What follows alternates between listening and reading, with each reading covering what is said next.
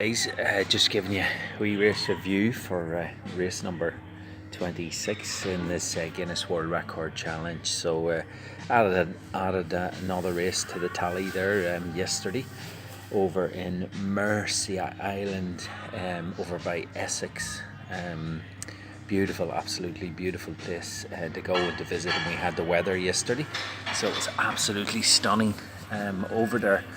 And the weekend didn't start off too good, and I decided to get the ferry over because I had planned to do back-to-back races, 2 races in a row, one on Saturday and one on Sunday. Theory was to combine 2 and maybe save a few pound, save some money, and get closer to the 30 faster. But that didn't work out. Got the ferry over to take the bike and everything with me, and just the delays were unreal. Delays on the M6. I sat for 2 hours just sitting there, didn't move. Moved on from there and down to the M1 and sat in the M1 for must have been an hour. Another crash. Then drove on M25, another crash. I think something was telling me to turn back and to not travel that far. So 13 hours later, I got to the vineyard where I was staying in Mersea Island, and just straight into bed. I was so shattered, so tired. So it was an early morning start, and down to the registration there. The guys, it was a small race, there was 45 in it, but it was very well organised. It was their first race, a middle distance race, and it was very well organised, so congratulations guys for that.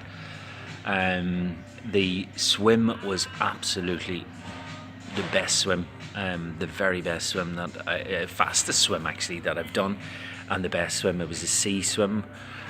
Going out, sheltered, sort of going out, and I finally mastered the drafting. Got really into the drafting there yesterday, and hence my time. I swam my fastest time. I nearly swam 2,000 metres, so that was 32 minutes. So that's really happy, really happy, delighted with the swim actually. Hugely delighted. The bike course was out, and then you had 4 loops of a course. I was expecting it to be more flatter, but it was about 600 meters continuous climb, which wasn't too bad, but I was expecting it to be a wee bit flatter. There was a couple of wee hills on it that were very deceiving. You wouldn't have thought they were climby at all, but they were.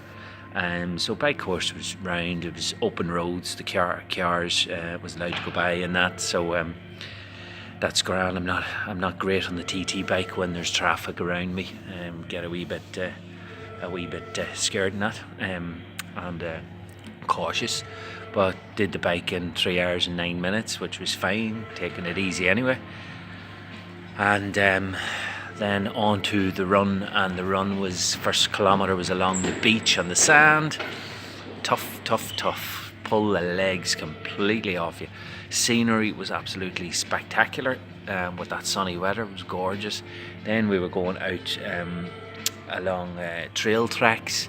Then we went from there up into fields, and the grass was long, and it was just one long run with grass pulling at you every step you would take, holding you back.